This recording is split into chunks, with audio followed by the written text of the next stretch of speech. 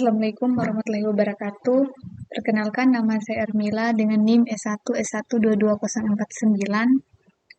Di sini saya akan menjelaskan salah satu Python, yaitu Python fungsi atau Python function. Oke, fungsi dalam Python. Fungsi adalah blok kode yang hanya berjalan ketika dipanggil. Nah, kita dapat menuliskan data yang dikenal sebagai parameter ke dalam suatu fungsi. Nah, suatu fungsi itu dapat mengembalikan data sebagai hasilnya. Sini adalah creating a function atau membuat sebuah fungsi. Nah, dalam Python, suatu fungsi itu didefinisikan menggunakan kata kunci def. Contohnya di sini ada def my function. Di sini untuk membuat suatu fungsi itu diperlukan def. Kemudian aksinya. Oke, selanjutnya untuk calling a function atau memanggil sebuah fungsi. Nah, untuk memanggil suatu fungsi, kita menggunakan nama fungsi diikuti dengan tanda kurung. Contoh di sini ada def untuk membuat fungsi, dan di sini ada nama fungsinya diikuti dengan tanda kurung. Ini adalah nama fungsinya. Oke. Seperti contoh, di sini saya akan menuliskan def Ermila. Oke. Tutup tanda kurung dan titik 2. Oke, di sini aksinya kita print.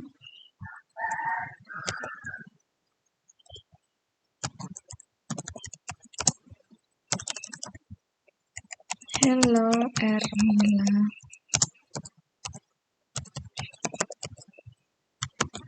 Oke.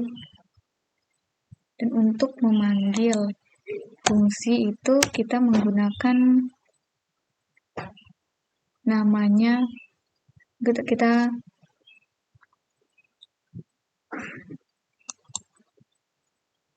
menggunakan nama fungsi diikuti dengan tanda kurung. Oke, nama fungsinya adalah Ermila diikuti dengan tanda kurung. Oke, kita save.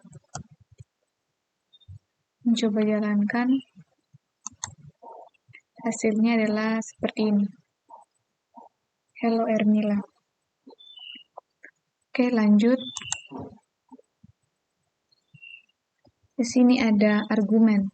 Nah, informasi itu dapat diteruskan ke fungsi sebagai argumen. Argumen ditentukan setelah nama fungsi di dalam tanda kurung. Nah, kita dapat menambahkan argumen sebanyak yang kita inginkan. Cukup pisahkan dengan koma.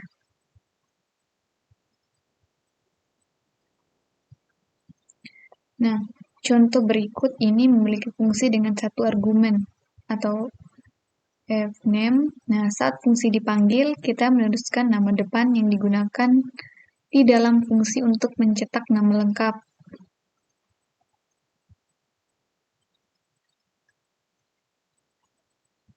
Oke, sebagai contoh, sini def nama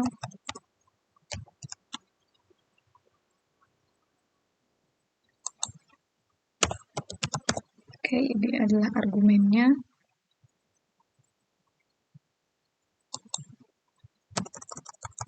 Print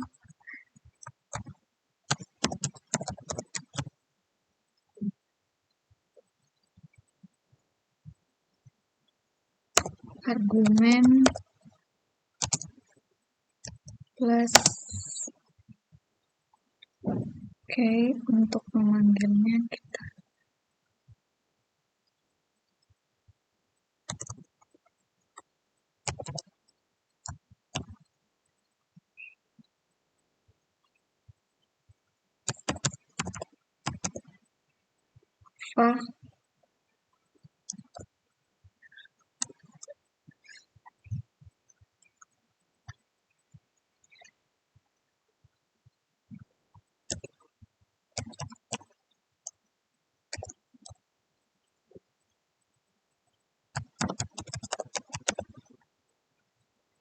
Oke, kita save dan jalankan. Oke, sorry saya berikan spasi dulu.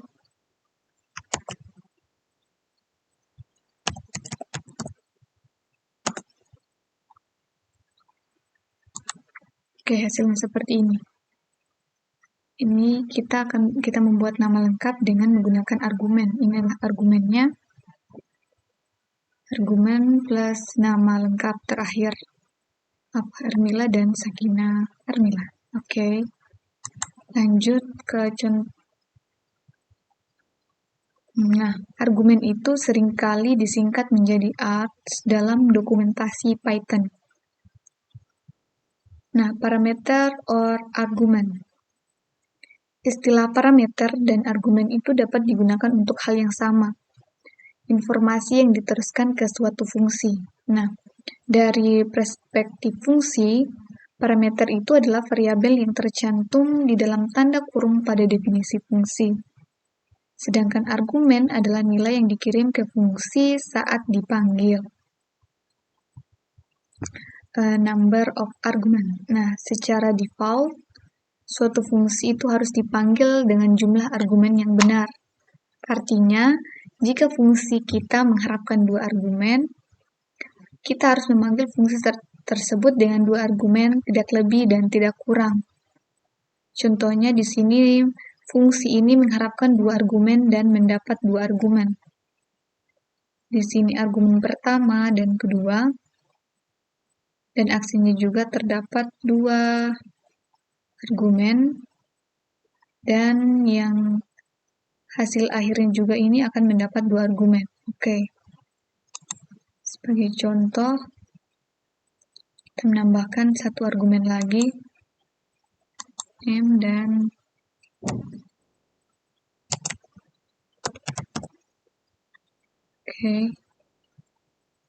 name dulu.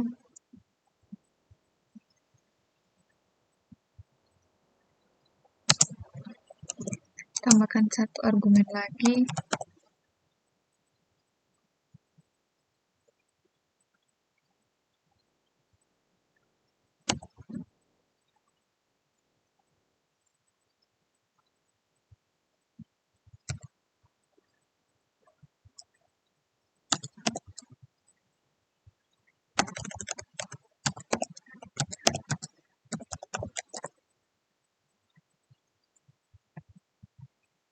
Argumen pertama dan ini adalah argumen kedua.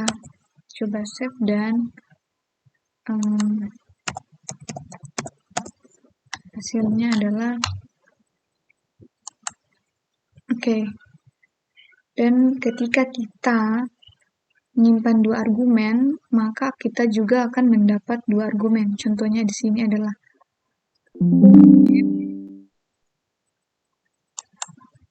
dan name. Argumen pertama dan argumen kedua.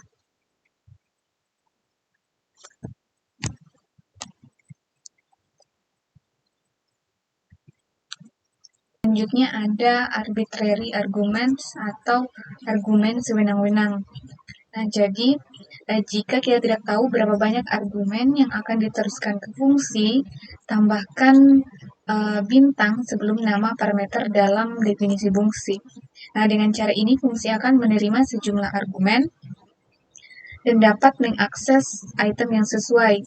Contohnya, nah jika jumlah argumen tidak diketahui, tambahkan bintang sebelum nama parameter. Oke, contoh.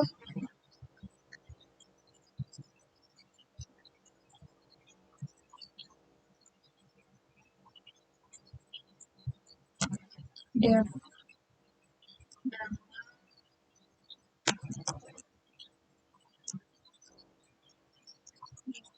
kids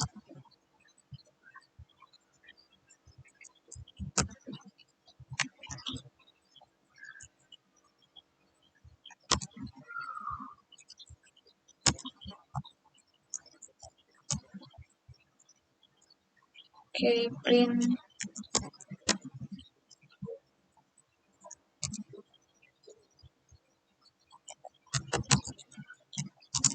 kecil itu adalah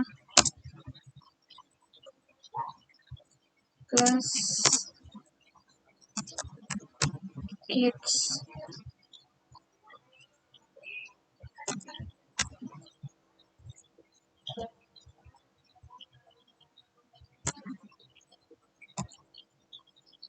Nama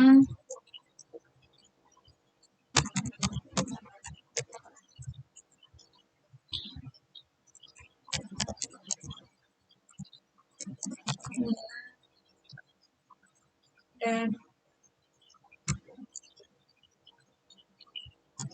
apa.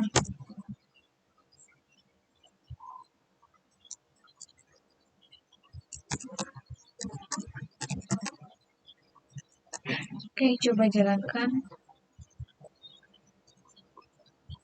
Sini anak kecil itu adalah Natalia karena indeksnya dimulai dari 0, 1, dan 2.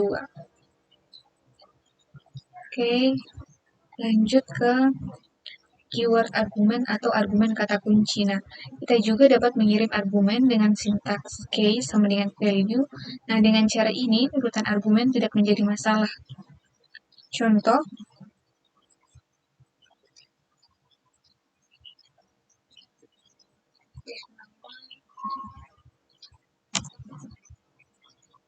tiga,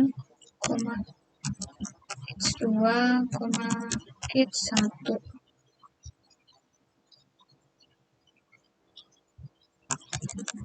Kids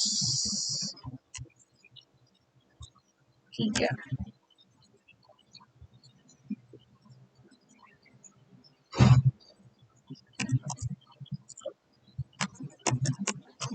Kecil 1 sama dengan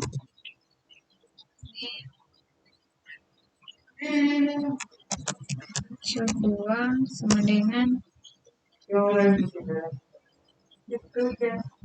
dan kecil 3 sama dengan. Oke, coba save dan jalankan. Oh, mudahnya ini dia pincang kakinya.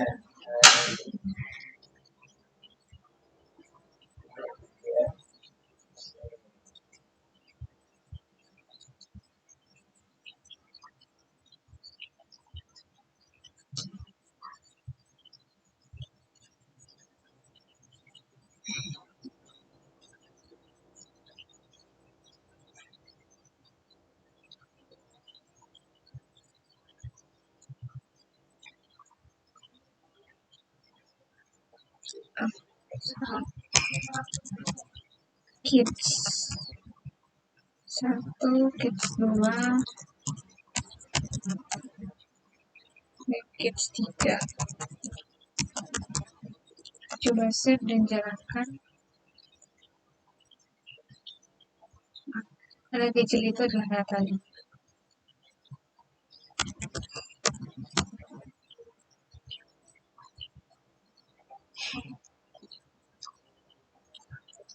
Oke, selanjutnya ada arbitrary keyword arguments atau argumen kata kunci sewenang-wenang. Nah, jika ini dengan menggunakan 2 bintang. Jika kita tidak tahu berapa banyak argumen kata kunci yang akan dimasukkan ke dalam fungsi, tambahkan 2 tanda bintang sebelum nama parameter dalam definisi fungsi. Nah, dengan cara ini fungsi akan menerima kamus argumen dan dapat mengakses item yang sesuai. Contohnya, jika jumlah argumen kata kunci tidak diketahui, kita tinggal menambahkan tanda ganda bintang sebelum nama parameter.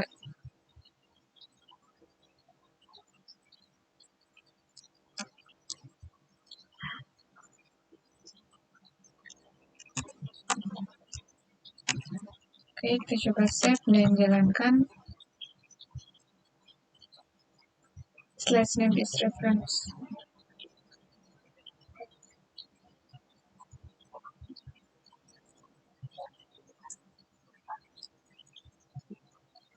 Oke, selanjutnya ada default parameter value atau nilai parameter bawaan. Contoh berikut ini menunjukkan cara menggunakan nilai parameter default. Jika kita memanggil fungsi tanpa argumen, maka fungsi tersebut akan menggunakan nilai default. Contohnya,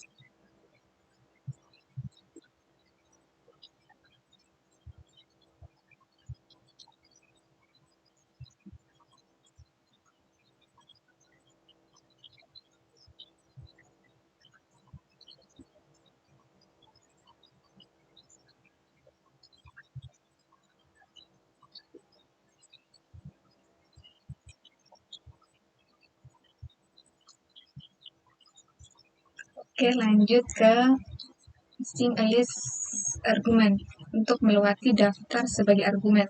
Nah, kita dapat mengirim tipe data argumen apapun ke suatu fungsi, baik itu string, angka, daftar, kamus, dan lain sebagainya. Dan itu akan diperlakukan sebagai tipe data yang sama di dalam fungsi.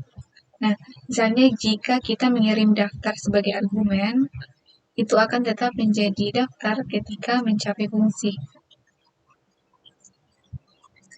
Ke the class statement atau nilai pengembalian. Nah, untuk membiarkan suatu fungsi mengembalikan nilai, gunakan pernyataan return. Oke, sebagai contoh, function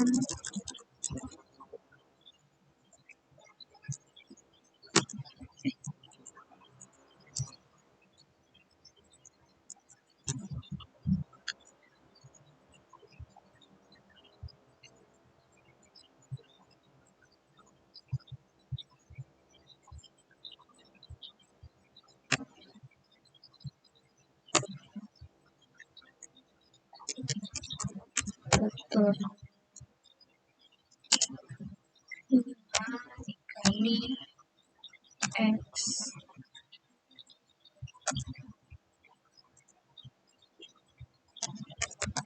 print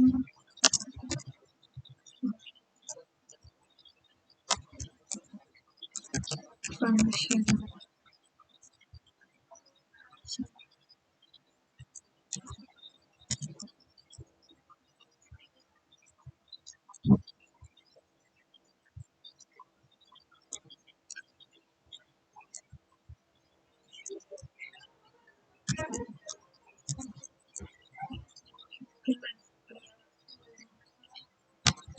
Remain function 3.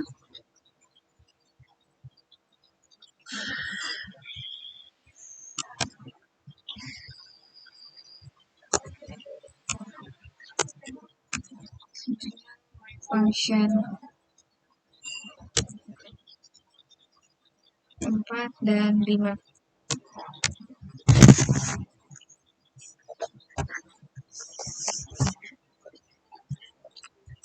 Save dan hasilnya 15, 20, dan 25. 3 kali 5, 15, 4 kali 5, 20, dan 5 kali 5, 25. Statement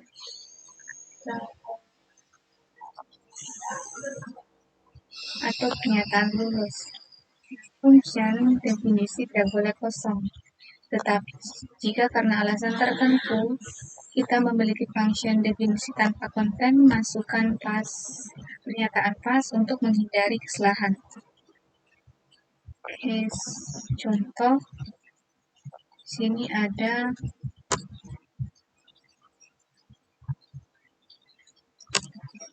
fungsi tanpa isi, kita akan menambahkan pas untuk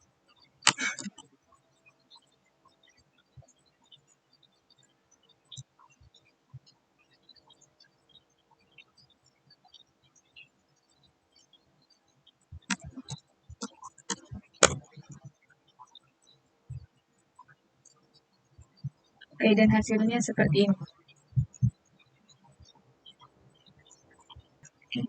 Lanjut ke pengulangan. Nah, Python juga menerima rekursi fungsi, yang berarti fungsi yang ditentukan dapat memanggil dirinya sendiri.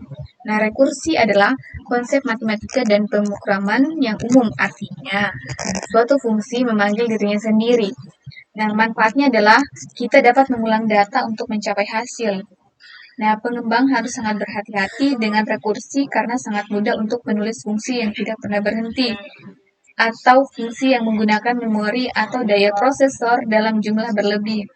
Namun, jika ditulis dengan benar, rekursi dapat menjadi pendekatan pemrograman yang sangat efisien dan elegan secara matematis. Nah, dalam contoh ini, atau tree recursion, adalah fungsi yang telah kita definisikan untuk memanggil dirinya sendiri, atau recurse. Nah, kami menggunakan variabel k sebagai data yang berkurang atau minus 1. Nah, setiap kali kami melakukan pengulangan, rekursi berakhir ketika kondisinya tidak lebih besar dari 0, yaitu ketika kondisinya 0. Nah, bagi pengembang baru, perlu waktu untuk mengetahui cara kerjanya. Cara terbaik untuk mengetahuinya adalah dengan menguji dan memodifikasinya. Contohnya, contoh rekursi yaitu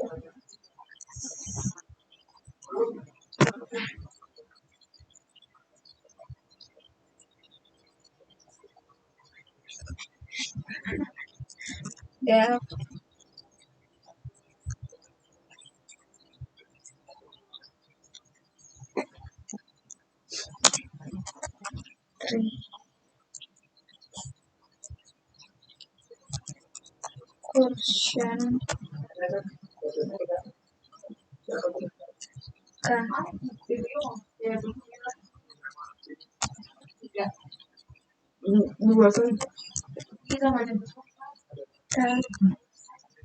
dari lebih besar dari 0,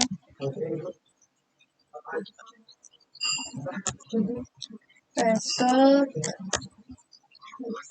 sama dengan K plus 3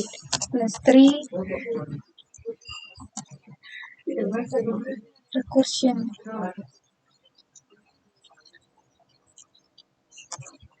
K kurang 1. Print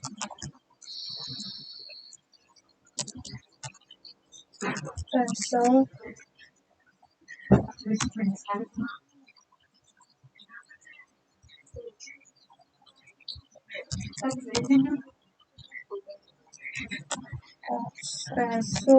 sama dengan 0.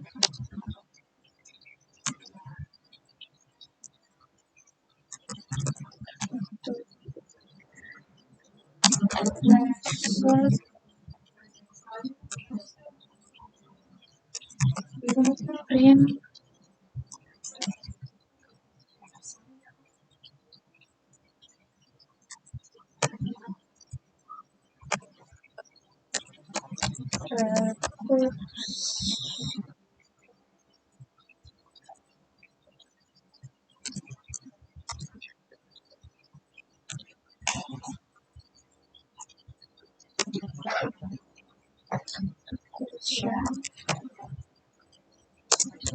Sampai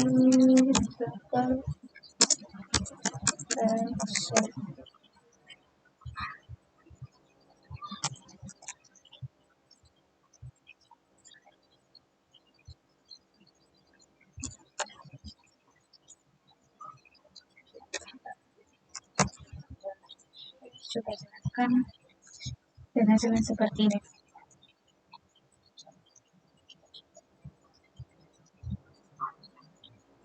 1, 3, 6, 10, 15, dan 21. Oke, mungkin itu saja dari saya. Billahi taufiq wal hidayah. Assalamualaikum warahmatullahi wabarakatuh.